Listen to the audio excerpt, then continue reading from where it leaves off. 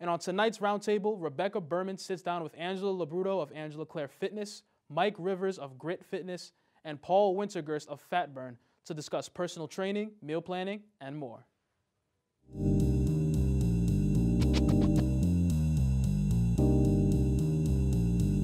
Oh, I don't know.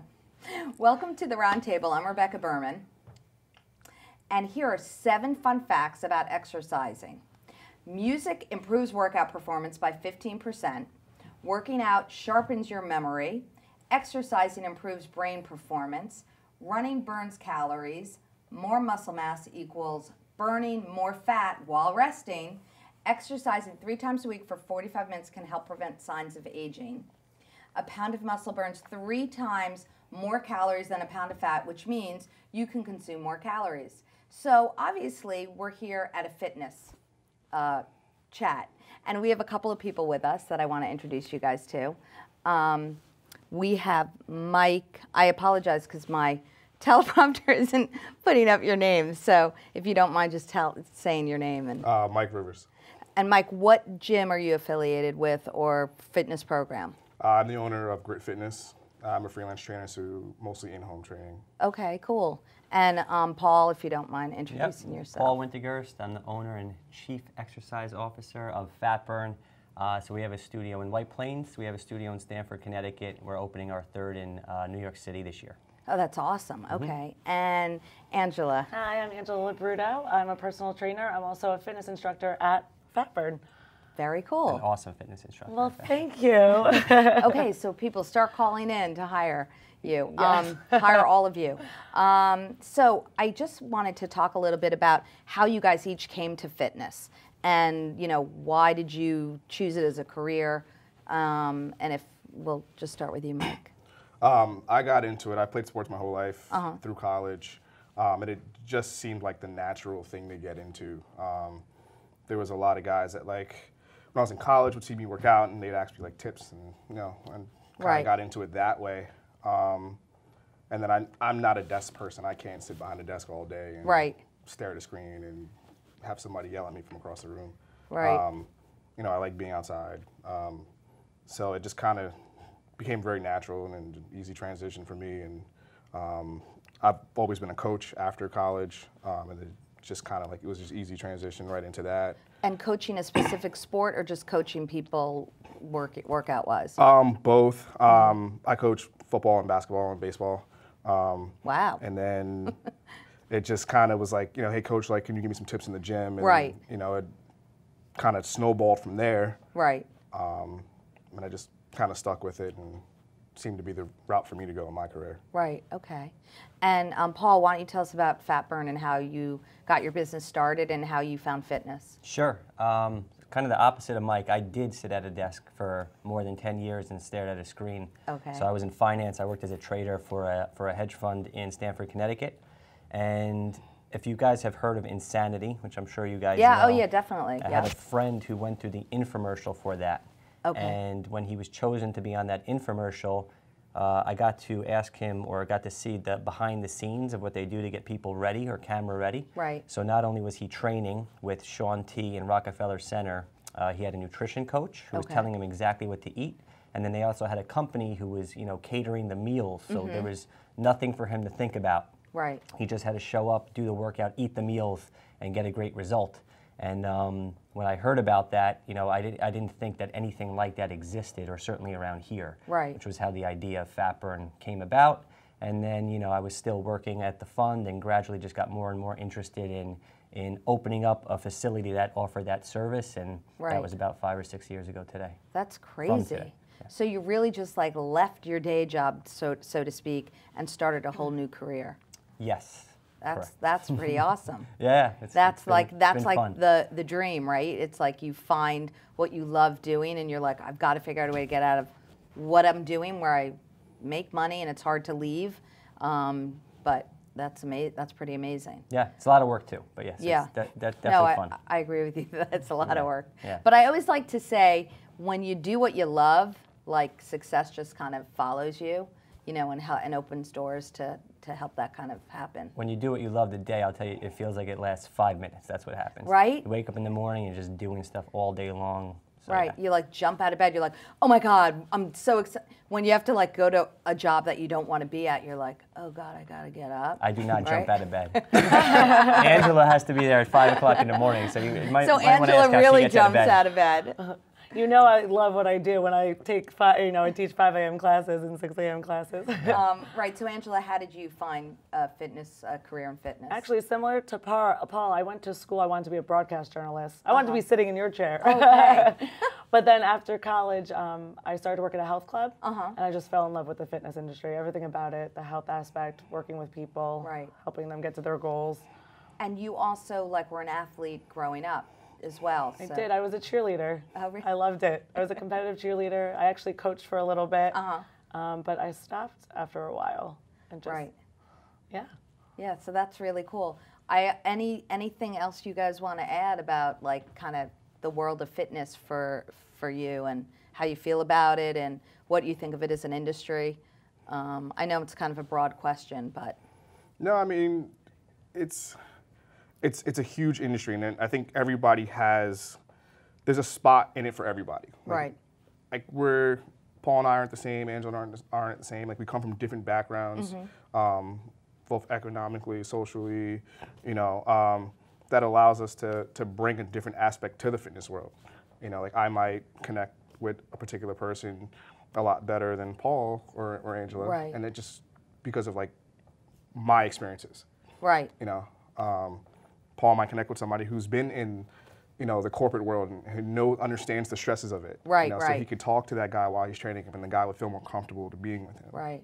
And whereas Paul- I couldn't. Right. And Paul, do you agree with that or feel differently or? So, I mean, if you're talking about the fitness industry, Yeah. that's actually what really excites me about PhatBurn is because we are taking a very different approach towards what I feel a lot of facilities are doing that Right. focus on your workout, and we're bringing convenience to the forefront. So the reason we offer, not only training, but also nutrition coaching and meal prep is, like I said before, when we were replicating the situation that Insanity was doing. Right. When people ask you what diet works the best, there's keto now, there's intermittent fasting. I like to say the diet that you can stick to and sustain is the diet that's going to work for you. They all work, Right. but everybody gives up. Everybody joins in January, quits in February. They Right. get really excited, they get demotivated. So if you can help somebody find a program that is convenient enough for them to sustain, Right. all of them will have success. So that's what we're attempting to, bring to the fitness industry. Right. You see in our wall in Stanford, it says changing the fitness game. So that's what we're attempting to do is bring convenience to the forefront of the Right. fitness industry. Right. Okay. That sounds great. And I know we're going to get a little bit more into that in our next segments.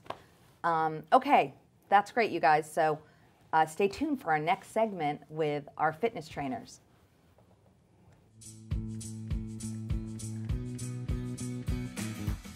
Do you know how to request our services? Just go to lmctv.org. Under the service banner, click Forms. In our Forms section, you can apply to be a volunteer, learn about membership, learn about corporate underwriting, request a bulletin board, coverage, DVD dubs, equipment, and PSAs. It's all a click away at lmctv.org. Well, welcome back to our roundtable, talking to fitness owners and trainers. So for this segment, you guys, I just wanted to chat a little bit about, there are all types of people that go to gyms and go to your individual businesses and or call you to be a trainer. So you're dealing with different body types, different ages. There could be a 20-year-old who just, wants to work out and have a good time. There could be a 40-year-old who's worked out, forever and they're really fit. How do you approach them? There could be a 50-year-old who's never really worked out, but all of a sudden really wants to get themselves fit. So my question is, again, a little broad, but I'm kind of wondering what different things you each do and your approaches to those different body types and different levels of fitness expertise. So how do you handle those? We have so many members that come into PhatBurn, different ages, different levels, who has restrictions, who doesn't. So we always provide as trainers, options, any alternatives that you need, and I love to provide challenges. So we definitely work with a range amount of. Right. So how do you approach someone who's never really worked out before? What is, pretend they just walked in here. How do you approach them? Well, with your fitness program? Well, I definitely want to make them feel comfortable and at home, and I think that's what we do when they come into class. I always provide demos, and I'm there to keep an eye on them. So if I feel like their form is off, I'll go up to them, I'll correct them. Right. And if they have any questions, I'm there. And you also go to people's houses, is that, I do. am I correct about that? I do. I also do in-home and one-on-one training. Okay. And your one-on-one is in the studio? Yes, I train out of PhatBurn as well. Okay. And Paul, what is, I mean, you're an owner of a new product, Sure. so to speak. So how do you approach your different clientele and different levels of exercise? So Mike's going to tell you about his personal clients, right? Because that's Right. really the best way to interact with somebody who needs, one-on-one. So we do everything in a group. Okay. The reason we do everything in a group is to bring down the cost of having to pay for a trainer, Sure. a nutrition coach, and a chef, which can get very expensive, Right. right? So to answer your question, all of our high-intensity interval training classes are by time. So if somebody comes in for the first time and they're Right. working out next to Angela or Mike, if a move is 35 seconds long, they Right. might be able to go hard for the whole 35 seconds, but that newbie might be only to go hard for 10 seconds. Right. But then they're going to stop, they're going to rest for 20 seconds, and when the next move starts, then they're going to re-engage and go back into that. So Right. they'll build up their endurance that way, they'll build up their confidence, they'll start getting more comfortable. Right. And that's what I think you're asking, is Yes. somebody new to come Yeah. in and kind of Yeah. and build up the... And then how to also, just on the flip side of that, how do you attract with your new business people who've already, I love this gym, I always go to this class, and they're not your client yet? Like, how do you also get them into, Sure. We do challenges every 3 months, and we do that to engage with people's mind so that they don't get demotivated, Right. and it kind of cycles them through that. So a lot of new people come to us for our challenges. Okay. They get a great result, and then they want to stay. And they also love the fact that they have the coaching, the tracking, the food, so all that kind of stuff Right. really helps them see the difference between PhatBurn and where they were. Right, and in our next segment, I'm going to have you tell me a lot about how your food plays in and what you guys offer. Sure. Awesome. So, Mike, how do you approach your different people? My biggest thing is listening to the client. Like, everybody's body is different, so I can't train everybody the same way. Right. And I work with a lot of athletes. A lot of the kids that I train end up going to college to play sports. Okay. So it's very like, I'm not going to train a baseball player the same way I train a football player. I'm not Right. going to train a basketball player the same way I train a lacrosse player or anything like that. So that's one thing I've gotten good at, and I try to separate myself from other people. So your expertise sounds like it's really the young adult athlete. It's the young adult athlete, but it's more so like, because I've done that so long, I've gotten to the point where just understanding people's bodies is different. Right. And that's the most important thing, is listening to the client, what their body's telling them and what their body's telling you as you watch them, as you work with them. I feel a lot of times trainers kind of try to train everybody the same way because it's just easier for them. Right. But the most famous trainers in the world and the best trainers in the world are people that can train every person differently. Right. And that's what I feel every trainer should try to do eventually, is get to the point where they're just, hey, look, this is how I train this person, this is how I train this person. Right. Because they're just different. So, in your challenges that you do you incorporate like the way CrossFit is, a spin class? Do you incorporate all the different types of gyms that are out there today, or do you have your own method? Yeah, we're definitely very different than CrossFit. So our method is high-intensity interval training, Okay. and it is strength HIIT? training. HIIT is the acronym, HIIT. And then we also do strength. So Okay. spin is pretty much just cardio. Right. CrossFit's an unbelievable workout, which I think is great for an athlete. And there's a lot of complex movements, power movements, right? So for the general public, there's a learning curve there. Right. So for us, we're doing a great fat loss HIIT class, and then you couple it with some strength training. So it's giving you both the fat loss component and the muscle building component. Right. And Yeah. do you guys offer like any type of bar classes? Do you believe in that? Or that's just not your wheelhouse? No, we just do HIIT and we do strength, and we focus on that, because what we're trying to achieve is people that lose body fat percentage. Okay. So we want to do the most effective workout for that. Right. Okay.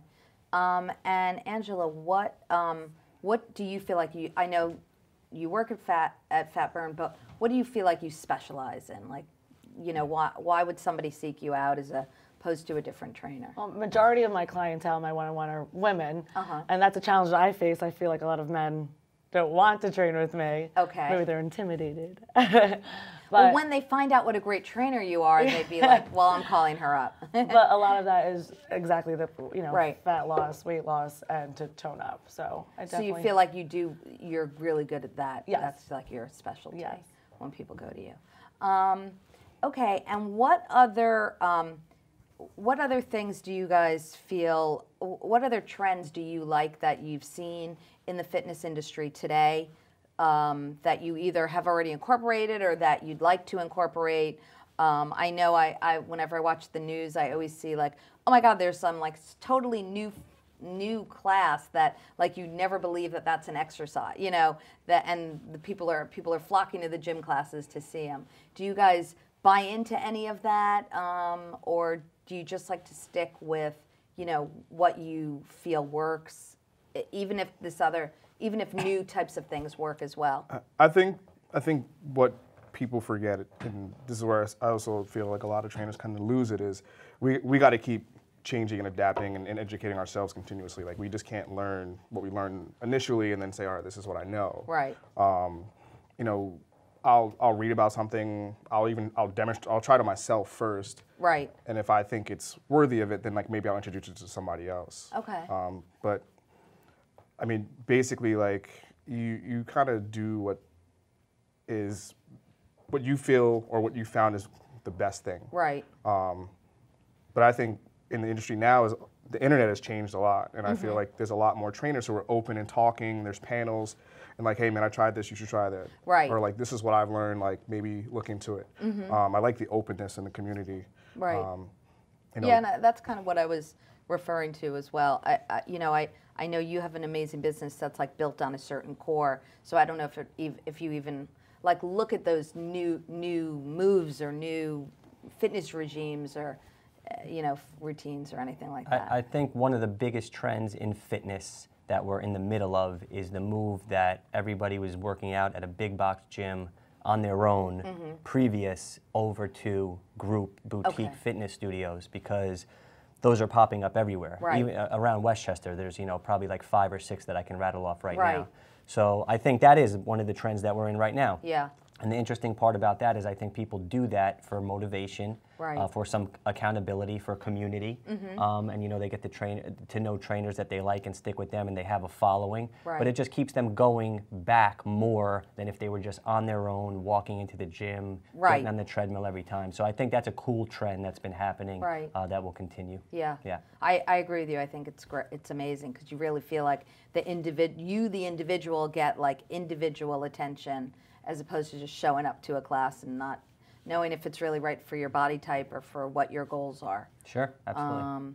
Okay, you guys, so thank you so much for this segment. We have another segment coming up where we're going to talk about nutrition and how it fits into fitness.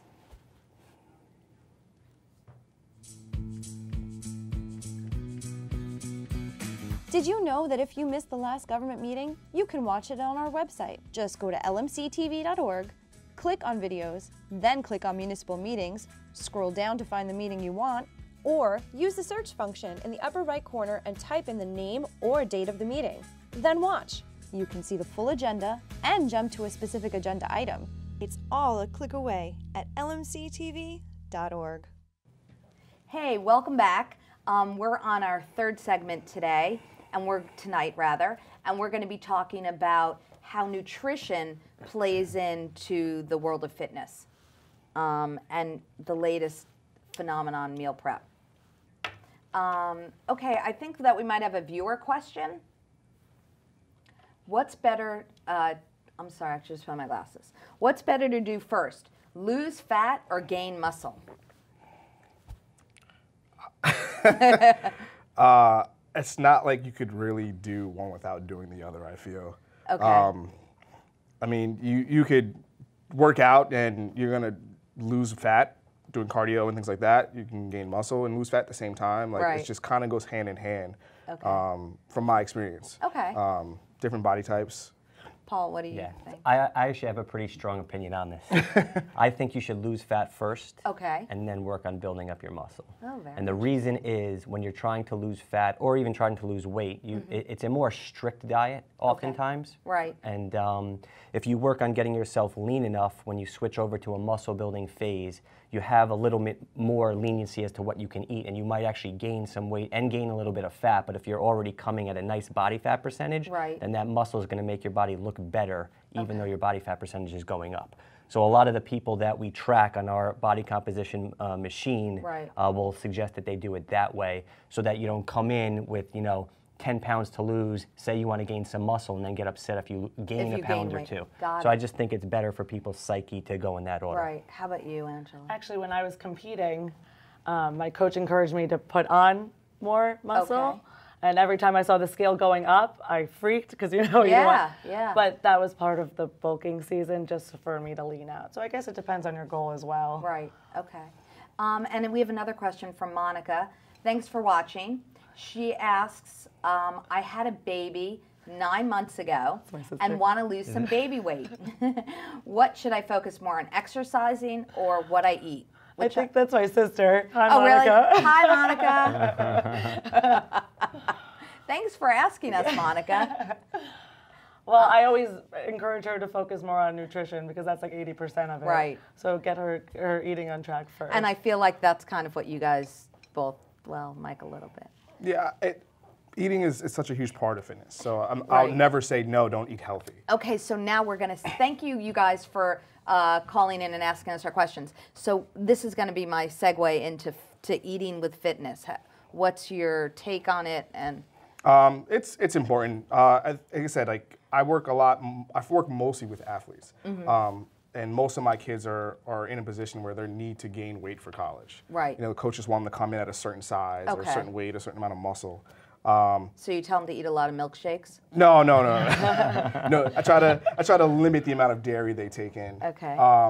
But like, what would you tell someone to eat? Honestly, my biggest struggle with teenagers is just getting them to eat. Okay. And it sounds ridiculous, but a lot of times they're like on the go and they're just like, they're trying to hang out with friends and do this and do that. And they just, oh, coach, I forgot to eat today. Yep. Well, I don't understand that because I'm always hungry. Right. I have a son who is like that. So I'm like, dude, I'd rather you eat something that I don't want you to eat versus not eating at all, to be honest with you. I mean.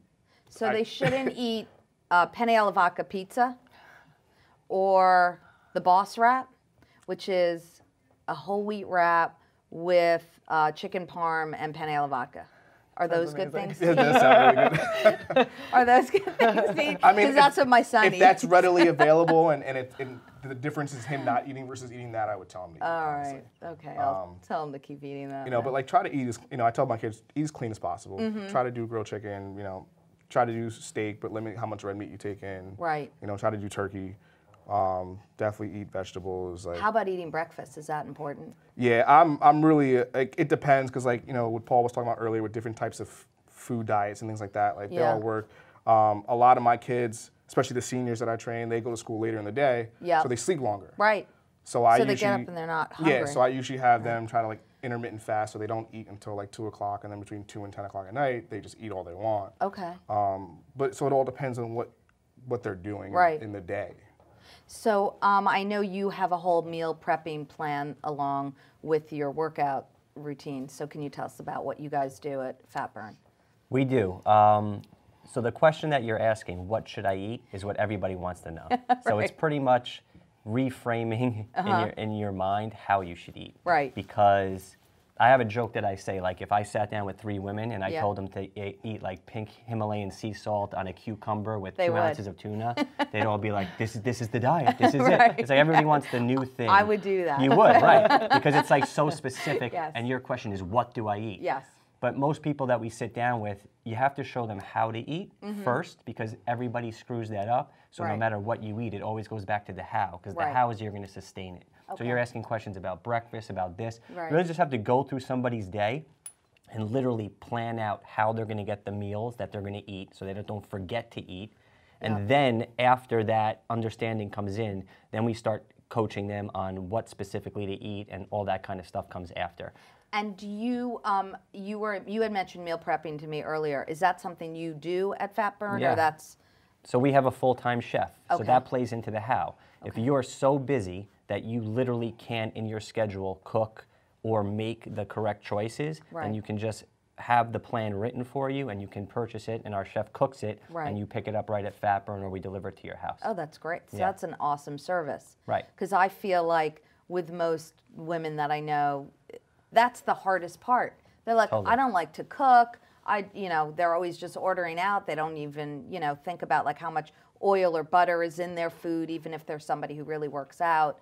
Where PhatBurn's going to offer that service where everything's really going to be very specifically measured. Totally. I couldn't great. do it if I didn't eat PhatBurn meals. I mean, think it's the hardest too part time is consuming. the prep. Yeah. Right, and even when you go to work all day, you come home and you're like, I don't even have time to like put something together that's really healthy. Right. Not unless you're amazing at meal prepping, which I find very hard to do. But I'm. It's a lot of work. It's a lot of like work. another full-time job. Right, you have to spend all day Sunday before you go to work. If you're working a regular work week, going to the supermarket, fighting the lines, sitting online at Trader Joe's, hoping that there's still cauliflower gnocchi left.